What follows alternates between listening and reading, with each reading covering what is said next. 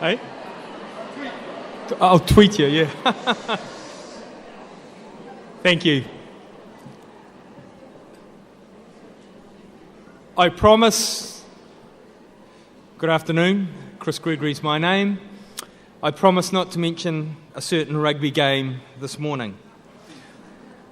Good afternoon. Our next speaker is someone I have real delight in introducing to you. Hamish Boyd is a founding partner of JazMax, which is a leading architectural practice in New Zealand.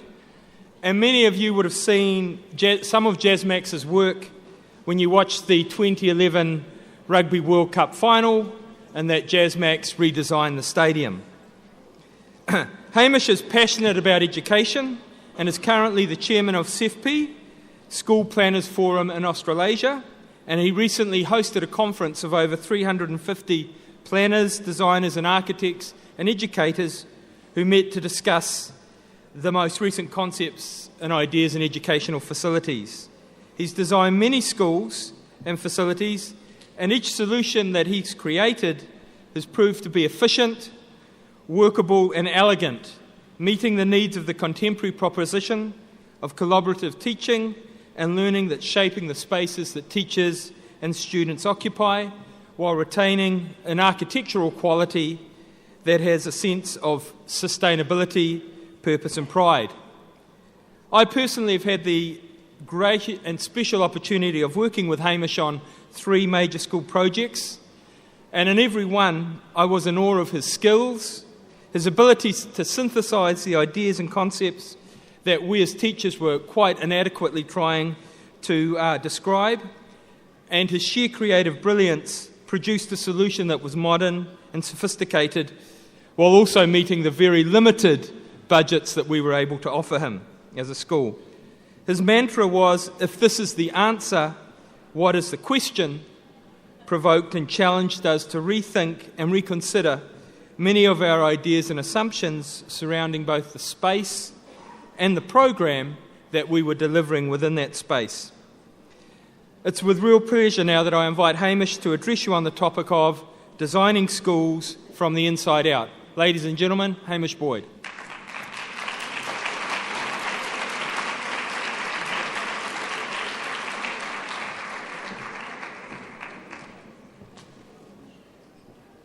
Hola. Look, thanks, Chris. I was actually quite enjoying listening to that. I thought I might just stay down there for a little bit longer, but I said to him, for goodness sake, whatever you do, don't talk me up. So, first time in Argentina. Thank you very much for having me over here. I've actually been really, really impressed with everybody. You guys are a great audience. Whenever I sort of come up against someone for a chat, everybody's very incredibly friendly, and I think you're a very affectionate people, you know, because you're all kissing each other all the time, and yeah, in New Zealand we're very kind of I suppose it's in New Zealand we're kind of Presbyterian, and we sort of shake hands and how's it going, and so that's something I'm quite keen to take back is a little bit of kissing. I think that'd be good. So my secretary might get a surprise on Monday morning when I get back to the office.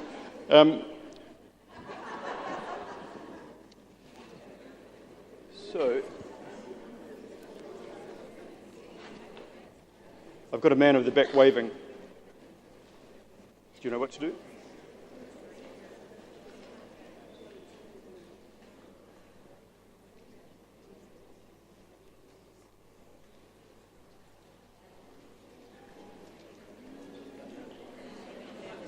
Anyway,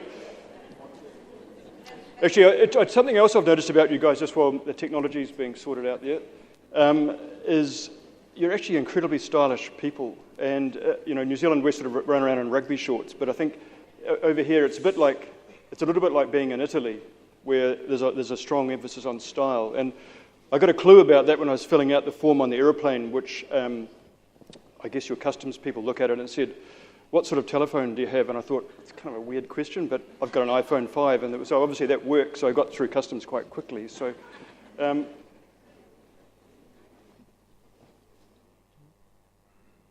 this was going just before.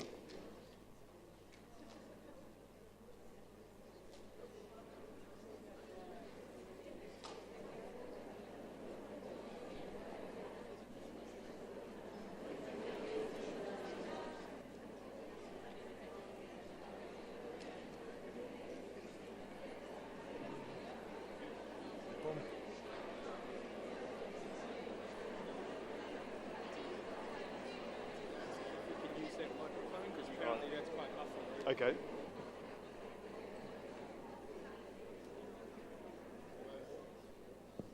I'm going to try.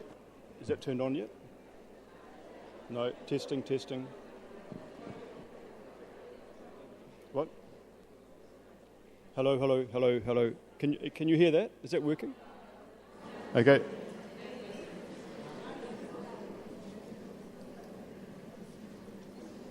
I'm really sorry about this. That's better. Okay. Good. So what are we doing?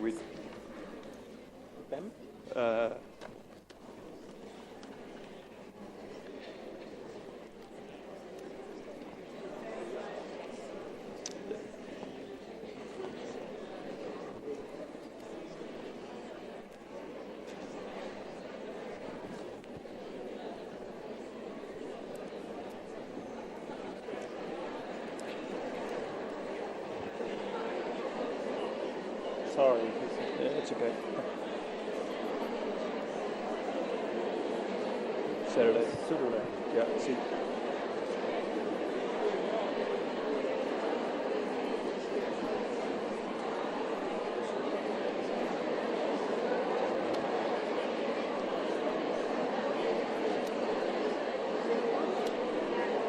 Gracias.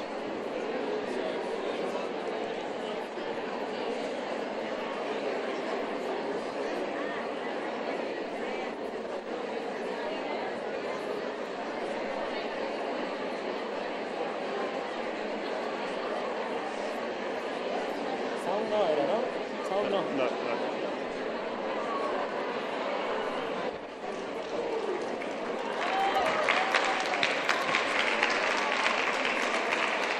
Okay. Thank you for. Hello. Can you hear? Okay. Thank you for your patience with that. What I'm going to do is talk a little bit about the work that our practice does. So I'll be using lots of images. Pictures worth 1,000 words, so not too many words on the PowerPoints. This project behind us is it's a tertiary project, and I'll talk a little bit more about that particular one in a wee while.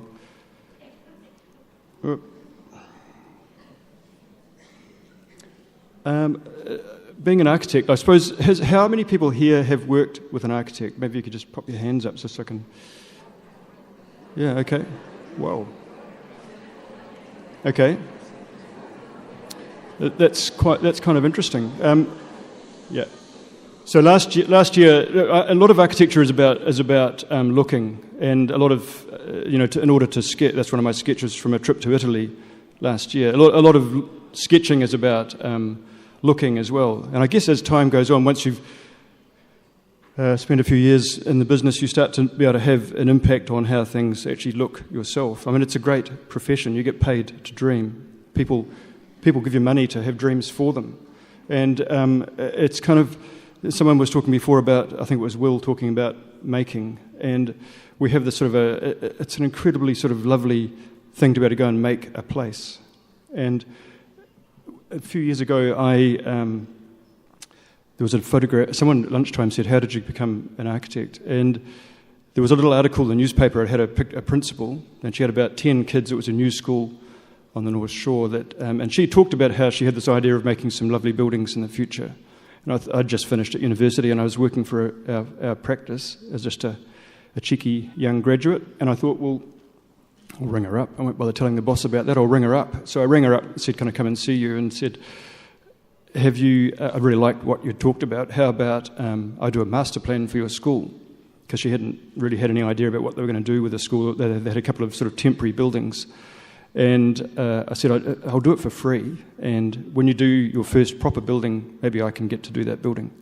So we ended up doing a whole lot of buildings for those guys over many years. And that was the sort of start of the process. So it became out of, I suppose, just being a little bit cheeky, that developed a sort of a strong interest in this sort of work. And I think the thing that I really enjoy about working around schools is that teachers care, and that for me, is a good thing, because our practice is a big firm. We've got 200 staff, but a lot of the commercial guys in the corporate world, they care a lot too, but what they care about is making their wallet really fat.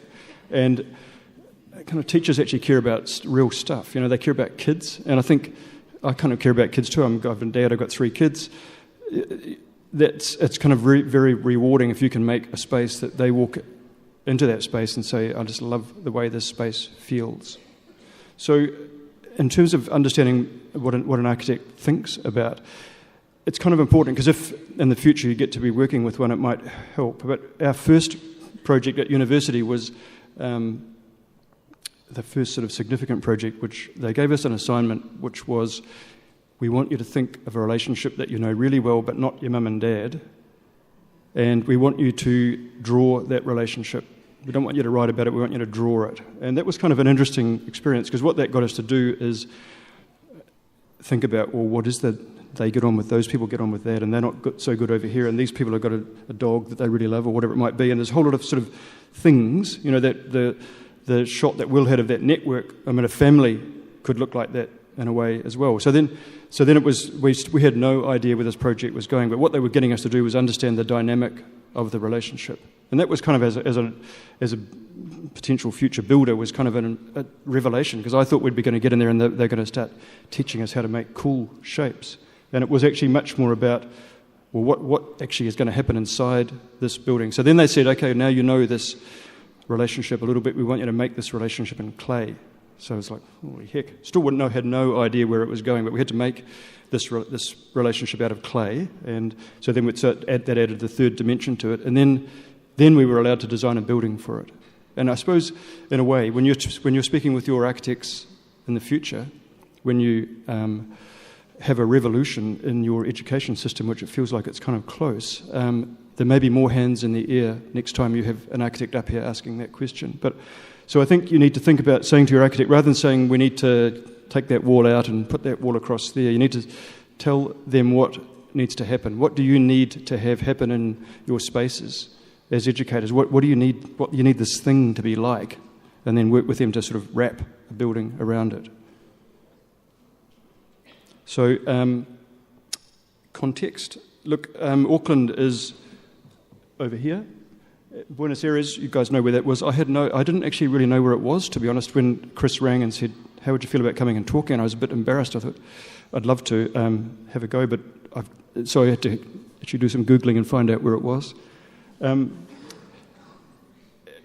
didn't realise that we're on pretty much the same level across the globe, so that was quite revealing.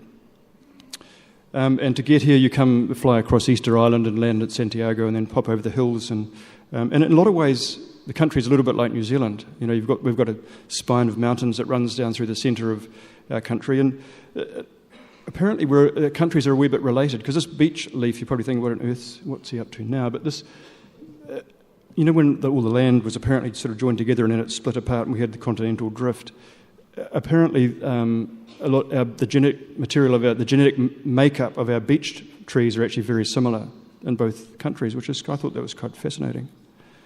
So that's Auckland, where I live. It's a good place. That's our office, and I thought it was just worth I've got a pointer.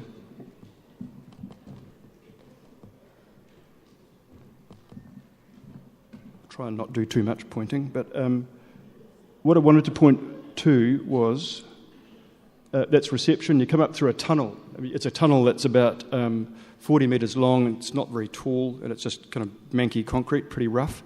And you come into reception, and there's reception there, but just there is our coffee machine. And the studio is up through here.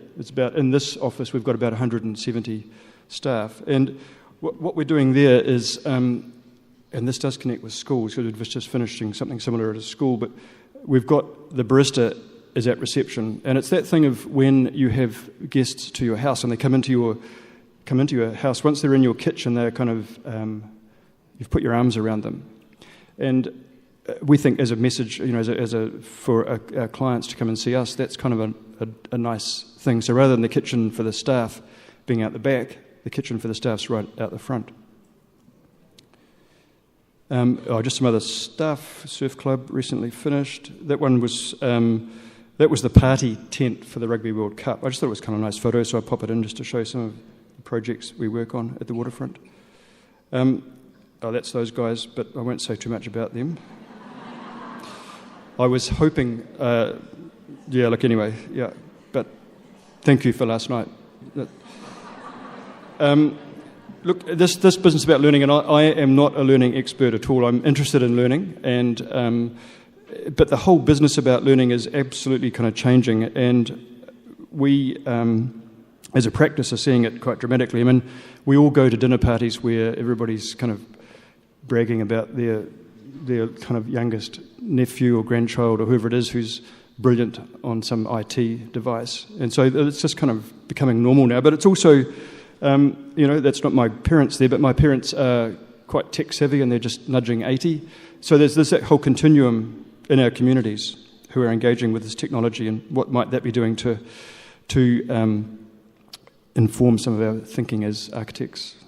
So what I wanted to also talk about, though, was the office. Like, what happens with these kids when they finish school? Where might they go? And that's our office. And it's kind of, I suppose, a couple of things I want to talk about there was, with these open plan environments, it's all about the furniture. And I don't want to be a furniture salesman, but it's the furniture. What the furniture enables is options, and it gives clients, and in our schoolwork, it gives the students, it gives them choice. And choice is kind of an important thing, because it's the same, and that comes back to the idea of the technology, which is about giving the kids options and choice. So here, we've got tall table with sort of like bar stools, low table, kind of a sofa area there, and then there's project teams that work all around. It's a very fluid, flexible space. And it's amazing how many educators we have come in there and say, hey, this would make a fantastic school. Which kind of connects to something else that I was at a conference the other day. There's a lady from the National Library there because a lot of the libraries in New Zealand look a little bit like that. And they're saying, well, how would that be if we just kept making the library bigger? Because people are asking questions at the moment, well, do we still need libraries? And her proposition was, well, wouldn't a library just make it bigger and bigger and bigger till it becomes the school? Kind of a nice idea, I thought. So anyway, but you might say, well, that's architect's office, it should be a little bit funky or whatever. So this project it's a bank, and the bank wanted their staff to think differently. So, and they also wanted their guests to think differently. And you can just see here, that's Patonk inside the building, and they're saying, well, you could go and have a meeting, sit around a table, but you could also get some Patonk balls and with the guy or the lady that you're meeting with and just chuck some balls and have a chat. Because what they're saying is, well, their proposition, and it's a good one, they'd probably make quite good architects, actually, these guys at the bank, but is that they're encouraging their staff to think differently, because they know if their staff are thinking more creatively that they're going to get better outcomes for their bank. And I guess the question would be for your kids. If you've got your kids thinking differently, you might get better outcomes for your kids. And if you've got your staff thinking differently, you might get better outcomes for you. So it becomes a sort of a self-perpetuating thing. And consistent with their idea, they've got 9 of these holes in the concrete. You can, it's a putting golf thing. You can just rattle the golf ball around with a couple of your mates if you want to have a chat about things. When you come into the office, this counter comes right through and becomes the reception counter. But before you get to the counter with the receptionist typing away, there's a bridge, and the bridge goes across a half basketball court. So when you're going into the office, before you've even got to reception, you've actually you're in the middle of their gymnasium. And again, it's that thing. I have never taken anybody to the place to look at it. They get halfway across the bridge and they stop and think, "Whoa, what's happening here?" And it's that thing of just trying to turn things around and look at things differently. So if offices don't look like that anymore, pretty efficient though, I'd have to say. Get a lot of people in there, saves a bit of rent, quite like that.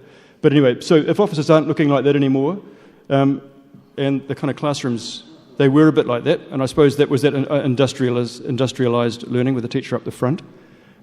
But, classrooms often are still looking like that, and that probably feels kind of familiar to most of you. And I went to school as well. I don't remember ever, particularly at high school, I don't remember ever opening a door into a room. If I was first there particularly, I can still see the space, vinyl floor, lino hard surface on the floor, a grid of desks, some windows, I don't ever remember walking into any of those spaces thinking, I'm going to do some good learning in here today. And so I suppose, I think, well, what can we do as designers to do something about this? This is Julia Atkin, who's an Australian lady. She'd be a good speaker for your conference. She's like the people we've had before, have been amazingly good at sort of just making us sit up and think. And I think that's the fantastic thing about these conferences. Look, Monday you might go back and you get consumed with a whole lot of the normal stuff, but I think it's actually good. We've got to keep kind of stretching things along. And I get, just like the artist questions the idea of what's normal by setting a new normal, and that then becomes the normal. It's the same with us. It's the same with you guys. We've got to keep pushing this thing.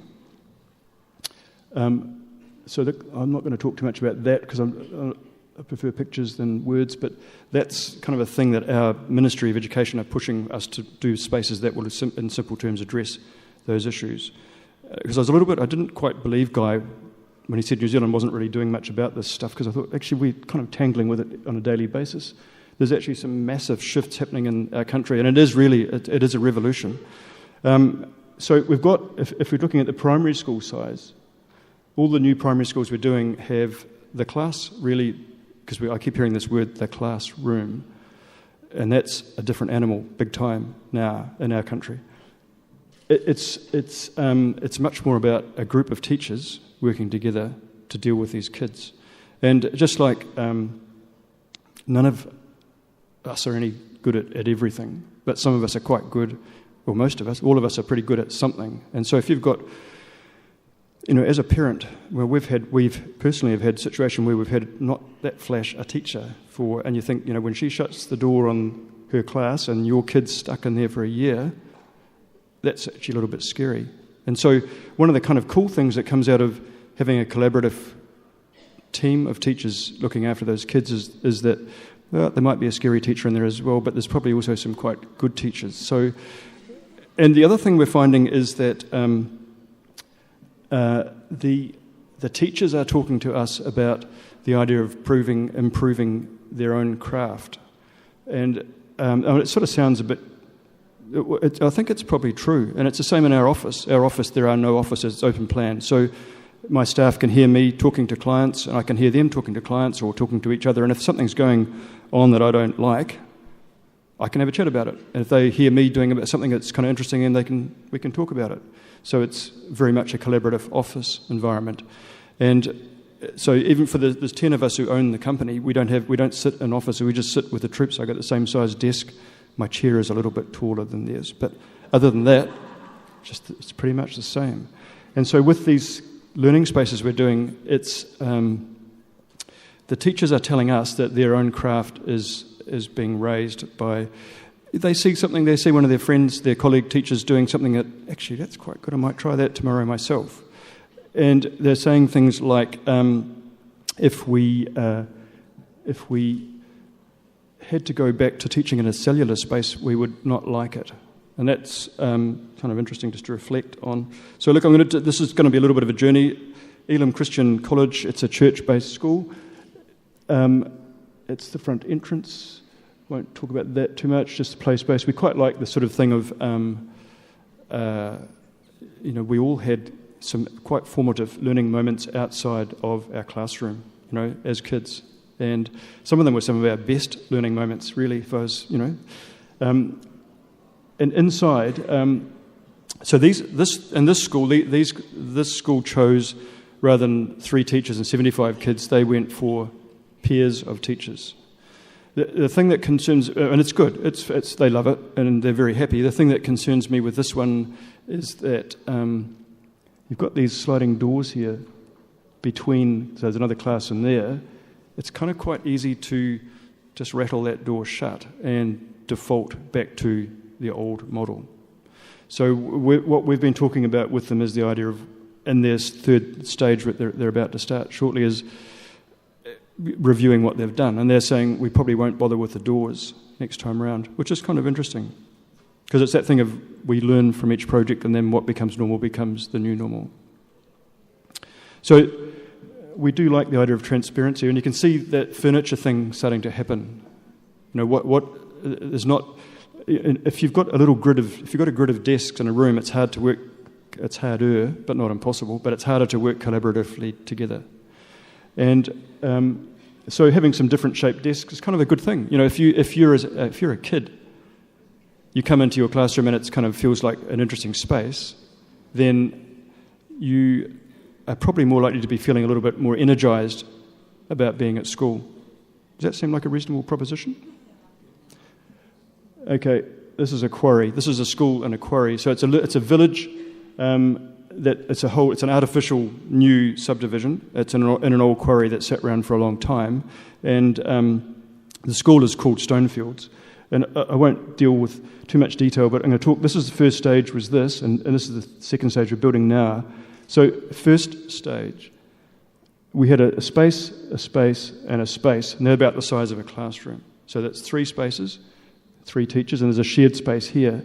But what they've done is there's no walls between, so it's like a T-shaped space, and there's some glass doors across here, and a couple of glass boxes for breaking out, or small groups, or reading recovery, or whatever. But it's 3 teachers, and so what they do in the morning, on a Monday morning, is, because you might say, well, how do they do this? How does it organise? One of the key things is you can't have your 25 over here, and your 25 over there, and your 25 out there, and then she's really annoying me because she talks really loudly, and I wish she'd keep her kids quieter.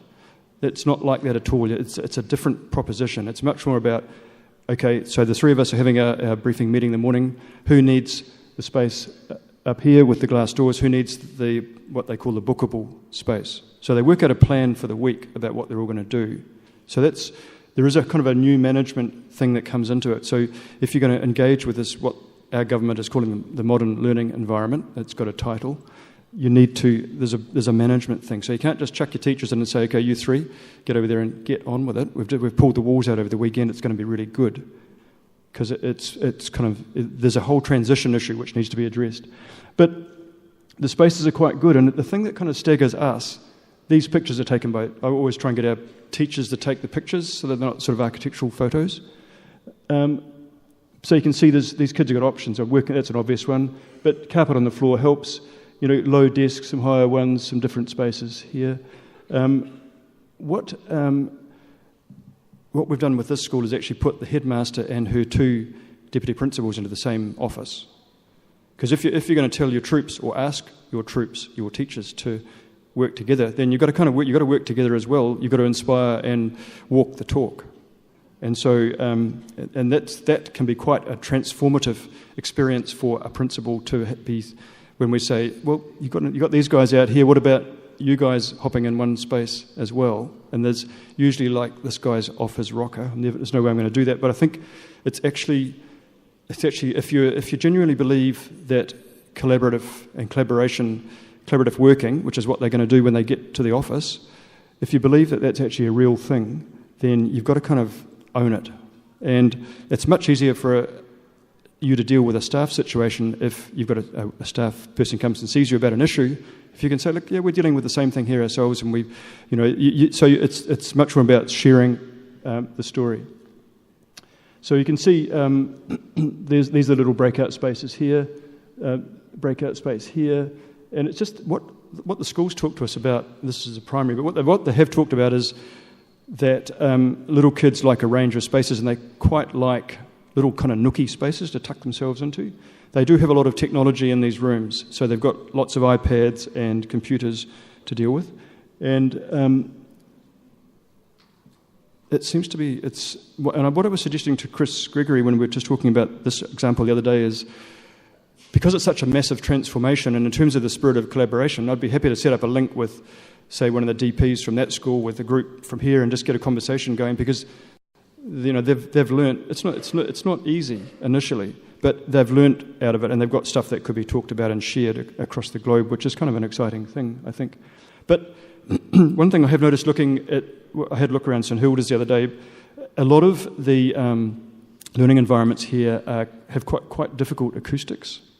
They're quite reverberant, and we call it the bathroom effect. You know, when you sing in the bathroom on your own, it sounds kind of pretty fantastic, really, but the reality is when you put 75 kids into that bathroom singing or talking, it's actually a nightmare. And so what you have to do, and it's the same in our office, we've got a really soft ceiling.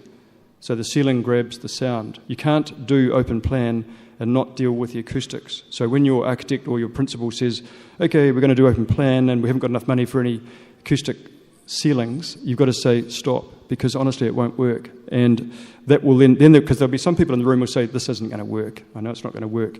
You need to make it work, and there are things you can do to help make it work.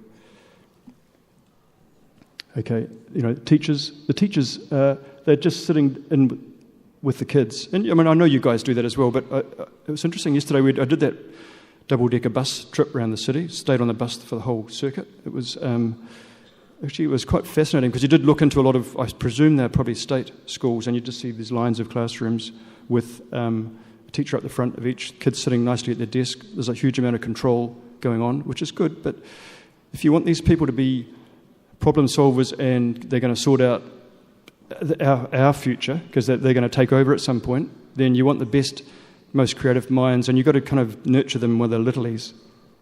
Okay, so what they're doing now for their second stage is, there's a learning hub there, another one there, another one here, another one here, another one here. So there's 75 kids in each of those hubs. And they've got a big breakout space, a small breakout space, spaces like this where you can have different activities going, sink that goes to the outside for painting outside.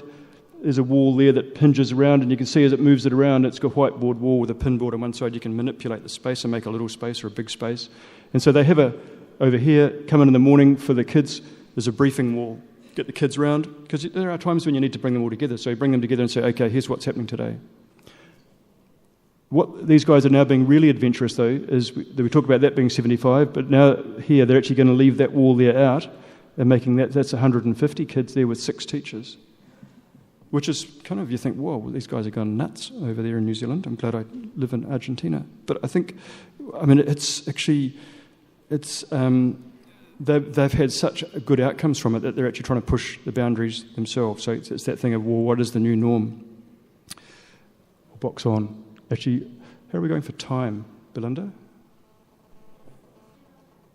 Okay, that's good, thank you. So Clearview, it's another primary school in Christchurch, and what we've done here is there's 4 learning hubs there of 75, 75, 75, and there's an outdoor courtyard here. So this is, the roof has been taken off in case anybody's wondering. The climate's not that fantastic. And so the shared stuff like the art and the technology sits in through here, so they can come together and share in this. So there's a whole lot of negotiation that happens in terms of organising the space, but it's actually, they're occupying that building now, and it's, they've been enjoying it. So I said to them, look, I'm going to Argentina. Could you send me some photos and just, I'd love to put them on the wall. So the teacher sent some photos up last week, and I thought, I don't know, do you have sort of bean bags and stuff like that? You probably do in your classrooms, but I think it's kind of, look, when I watch my 3 kids at home doing homework, which is actually quite a mission getting to do any homework, but we've bought a nice desk for each of their rooms. They never use the desk. They sit on the floor in front of TV, on their beds, at the kitchen bench, on the kitchen table, sometimes, not very often, at the computer, lots of times. So they choose where they want to do their work, and it's the same in these classrooms. It's not rocket science stuff, but there's a lot more kind of teamwork happening that we're seeing. And you can see here tall stools, tall leaner tables. So it's that thing of mixing up the language of furniture so that those kids get choices about where they want to do their learning. One of the deputy principals who we've got quite friendly with, because the students invite the deputy principals to come and attend some of their classes, and Chris said that these kids are staggeringly conversant or literate in talking about their learning, way more than any of us probably were as kids. When we were kids, you talk more about what you're going to do at 3 o'clock or 4 o'clock whenever your school finishes. Whereas these kids actually talk about their learning, and the thing that is staggeringly compelling is when you walk into the rooms, they're so engaged with their learning that they don't even look up, and we've walked into plenty of other classrooms where there's the grid of desks, kids are a little bit bored, hello, there's a visitor, and it's exciting. You walk into these spaces, and new schools do get a lot of tourists, and so the kids are a little bit used to that. So I can sort of say, well, maybe it's they're kind of over visitors maybe, but it's kind of been interesting how, because I've been to a couple of other schools that not done by us, but have the same sort of philosophy. And again, that same thing. The kids are, they're running from the photocopier to the printer, and to the, they're just absolutely soaking it up. And you think about, it's that thing of authentic learning. When you're learning, I talked with Chris about this the other day. As an adult, if you're learning a new hobby, maybe, and you get one of those moments where you learn whether it's a new note on the guitar or how to do something with your automobile or stitch work or whatever it might be, and you are like the massive sponge just soaking this stuff up, and it's just hoovering it into your consciousness. These kids are like this all the time, and they're just talking about their learning in an incredibly enthusiastic way, which is quite compelling as an adult. So this one is Albany Senior High School. So it's a school built for 1,300 children. The whole school is one building. Because what we've found is, and I can see it's going to be an issue for some of the schools even around here, because it has been for us in New Zealand. Pedagogical propositions change over time. There are things that are more fashionable, and it's like the artist again. What is the norm? That changes. And so, we've been at schools having meetings, and there's a gymnasium here and a technology centre here and an arts over here and music's out there, and then they say, actually, we really need to shift that around. Wouldn't that be so much better if that was that way, and shift those guys over there? And it's actually really quite difficult. And so someone kind of sowed the seed with us. It was one of the people from the ministry said, it'd be so much easier if the whole school was just a single building. And I thought, actually, that's so true, because then they want to shift, we'll just shift the walls. The building is kind of the shell, the carcass of the building can stay intact, and we can just refit like an office, shifting around. So that gives the idea of flexibility, because you keep hearing about this term flexibility, but what does that mean? It means different things to each of us. And so for some it means shifting walls, or movable doors, or shifting the furniture, or long-term flexibility. So anyway, so the whole school's on one building. The whole building's on is one whole school's one building. There's a bit of bush here, and when we first got to that project, there was the bush is quite lovely, and we were told you can get rid of all the bush; it's not required. We've got a feasibility master plan that had been done by another practice, and they had buildings all over the site. And we said, well, if we could, because it's that idea again as an architect, how do you turn a problem into a positive? And we thought, well, we'd love to keep the bush, and we know we had this conversation a couple of years ago about maybe the school becomes one building. How can we kind of bring those threads together? So we did, and it's got 300 cars parked underneath it, and it's because car parking is a bit of an issue here, and this school's a little bit out of town, and so a lot of kids come by car, and so the planning court required that we provide on-site parking, but we didn't want to have a whole lot of asphalt in front of. Anyway, so that's the building. It looks kind of like an office building, really. And it's quite simple, because we have really, really tight budgets, same as you guys do. This is a state school, so it's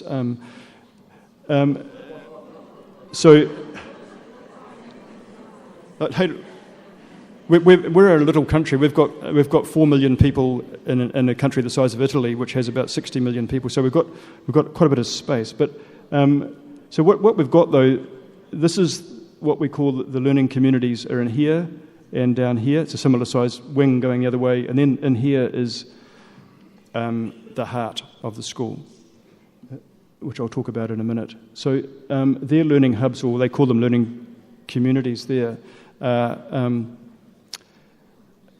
furniture never looks as neatly as that. It's always much more chaotic looking. But this room here is got glass doors, which they're not super acoustically efficient, but what they do is about sending a message. When the doors are across, that means we need a little bit of quietness. So, and then that tells the neighbours in the bigger space, okay, the guys are over there. We need to respect their issue. We need to respect their requirement. And there's a nice little story around that whole idea of concentrative work. How do you do that if you're in a big open environment? And talking with the little primary school we showed just before, they have a system with the green chair, and there's a bunch of green chairs throughout the school. And if you need to do some concentrative work, you just grab a green chair.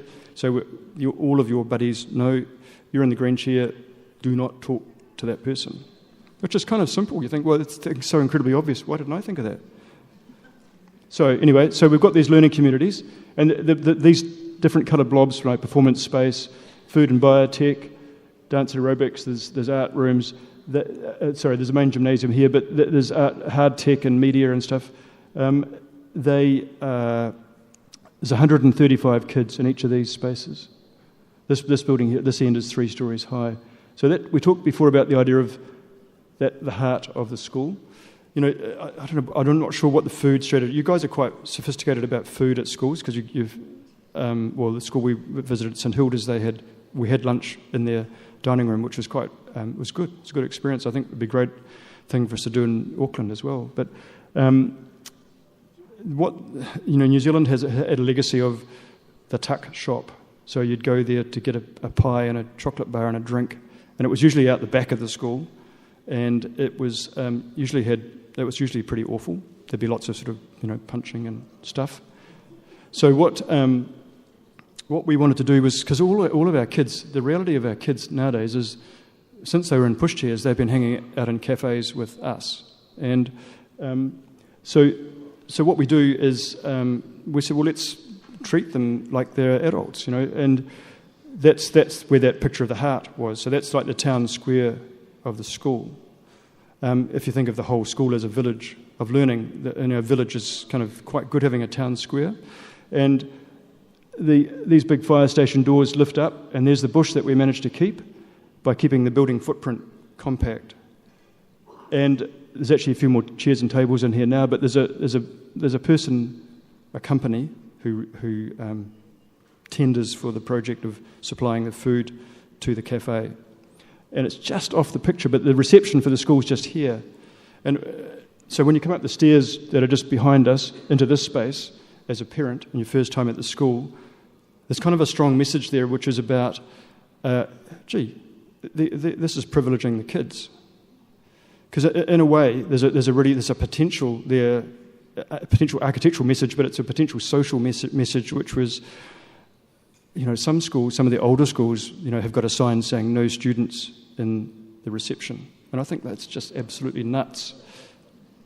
So we've been kind of a little bit terrorists, I suppose. We've been putting as many students into reception as we can because we think the kids are important and they feel important. And if they feel important, they're engaging. And also, we quite like colour. You might see a little bit of that. It's pretty industrial. We're kind of like revealing the structure because in a way there's a learning tool there as well. Well, if you've got a physics teacher talking about, well, it's here, it's all covered up with kind of stuff. You can't see it. But if you can reveal, there's the infrastructure sitting in here, there's a sprinkler pipe, you can talk about all that stuff. So a science teacher could talk about how do they keep the water cold or warm or whatever. So that's what a learning hub looks like. It's pretty simple. And we talked about acoustics. So up here, you've got each one of these panels here is a soft panel to grab the sound. So they're a big space. You've got 135 kids there. And when you go there, it's just like the primary school kids. They are just so engaged with what's happening, they don't even flinch. And we've had quite a few of their students over the last couple of years that the school's been operating, working in our office. They have a program called an Impact Wednesday where they buddy students up with industry. And so we've had kids who have been aspiring architects.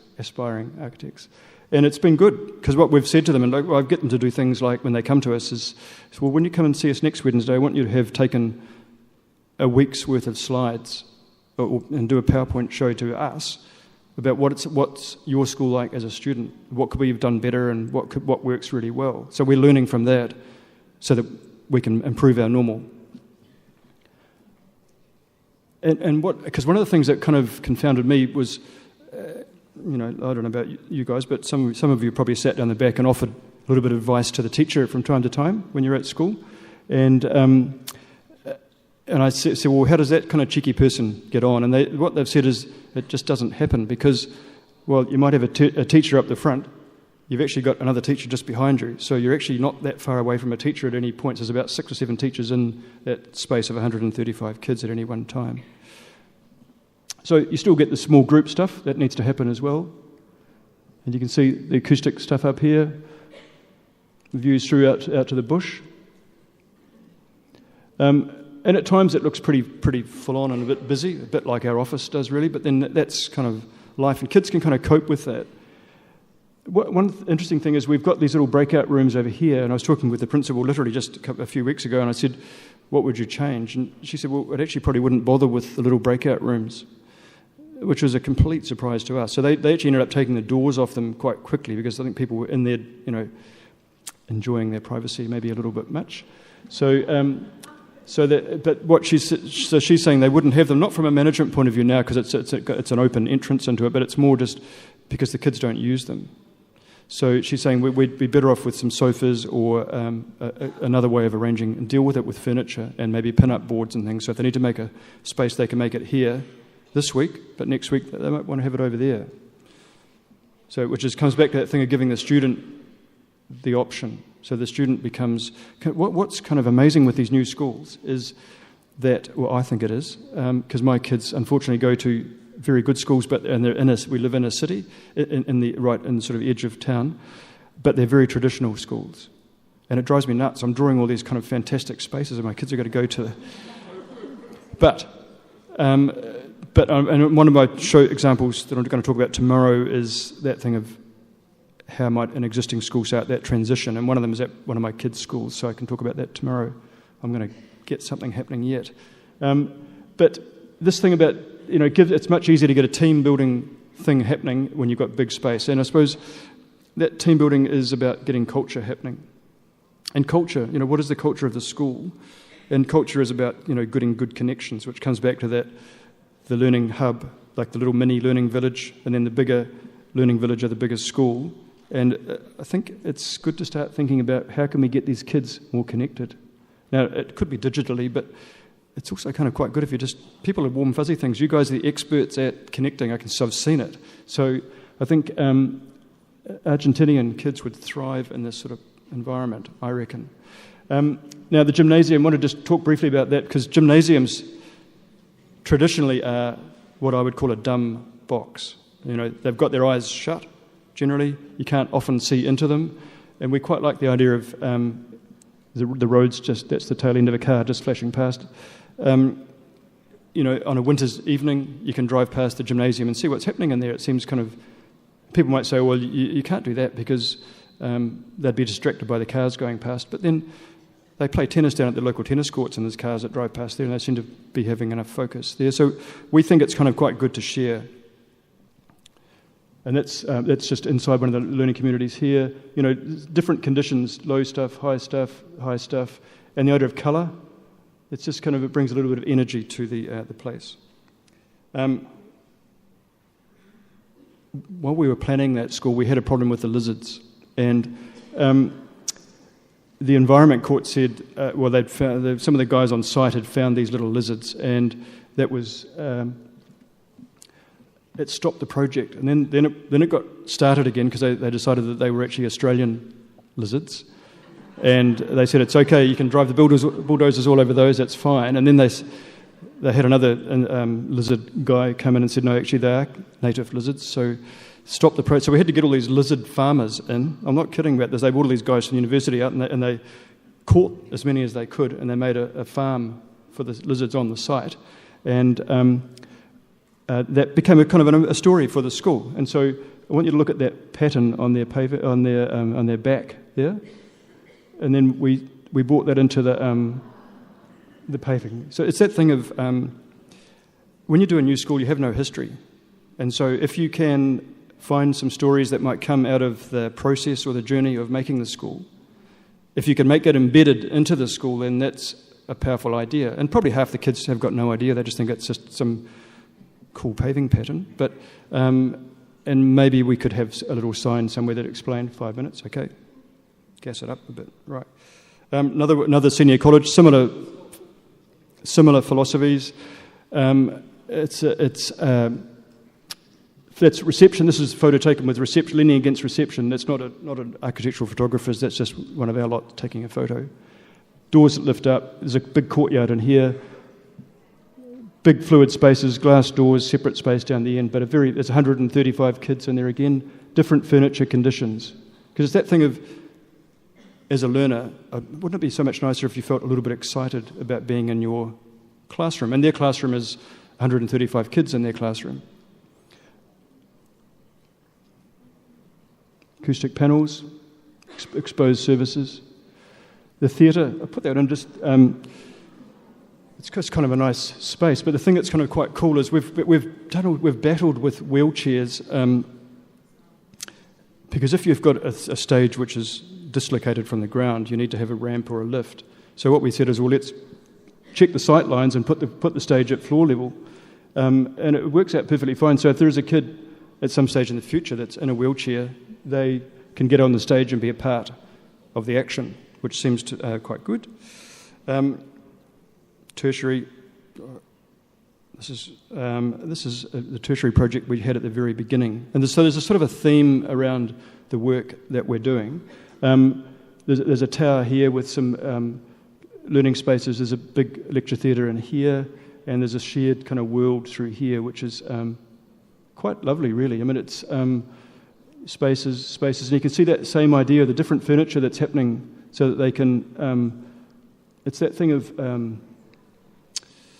sort of socialising their interaction with each other, really. And I think, kids are just like us. I mean, you've probably all got friends or a friend of a friend who's got a really cool house, and you probably quite like going to it, and you feel a little bit better when you're at it. And I guess if it can be a house of learning, that's kind of a little bit cool as well, and so kids feel like, I'm kind of liking this, and they can still, the whole technology thing, it's all Wi-Fi'd and sort of super nifty. You've got any amount of technology around, and it's the same again. So there's this ribbon here that runs right through, and what it does is bring this. It's this social kind of world that brings 5 different levels on the campus together, and it was a way of resolving that thing of the problem into a positive. Is bringing how on earth were we going to deal with all these different levels we had? So we thought, well, if we shift the tower back to here, we can actually start to make a spatial kind of climbing frame for these young adults to, because I think it's kind of good to be feeling a little bit excited about your environment. Again, the different sort of furniture conditions here. And look, New Zealand is a tin pot country. We are not a wealthy country, so this stuff is it's reasonably affordable. And that we talked about furniture being a large part of the solution. So that's just a thing that talks about the options of how things could be configured. And it's not rocket science, but it's just about, and in 10 years' time, you can chuck that furniture away if you wanted to, or 20 years, or however long the budgets might allow. But it's that thing of enabling the students to make choices about where they are going to learn best, and where they're going to socialise best, and where they're going to do their time together best. Food's always a good thing, and again, your community is definitely experts at this, and I guess it's that European connection. And don't forget about outside. Look, I was going to talk about this, but I probably, what am I down to about there, time-wise, about there? 2 minutes. Okay. Christchurch was a very real situation for us.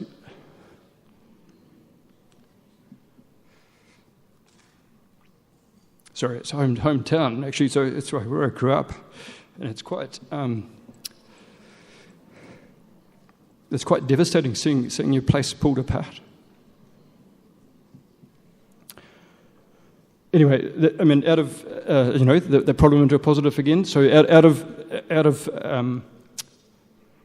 we've been engaged by the ministry to look at. They've got a lot of. They're talking about spending several $1 billion rebuilding Christchurch, and we've got one of the first sort of pilot clusters, they're calling it. So what they're doing, and it's a sort of a thing that might be useful for you guys, which is there's 3 groups that have got 5 schools that they're re-master planning. And, these schools are quite smashed up. There's the block like that, it's got a big concrete split right across it that you could poke your arm into it. These kids are still occupying that because the government hasn't decided what the strategy is yet. So we are doing a master planning exercise now to try and get this thing back together. And So what's kind of interesting, though, when you start bringing it together to be one school, and if it was 2 stories, we're doing a bunch of different options, so I'm not going to dwell on that one as the solution at all, but if you look at that covers a whole lot of site management nightmare, trying to get across to there, out to those guys out the back. It's whereas if it's a contiguous block, and that's just a zoning diagram, just saying you could get 6 learning hubs of 75 kids stacked up 2 stories. Suddenly that frees up a whole lot of site, because as you get more kids on a site, they need more land to run around. So the temptation is to keep putting more and more buildings on the site, but then they run out of land to play on. So if we're trying to encourage people to bring them together, that's tomorrow. So tomorrow I was going to talk about existing schools and how we can bring some of the thinking from this into the fabric of existing schools. So look, muchas gracias. Thanks.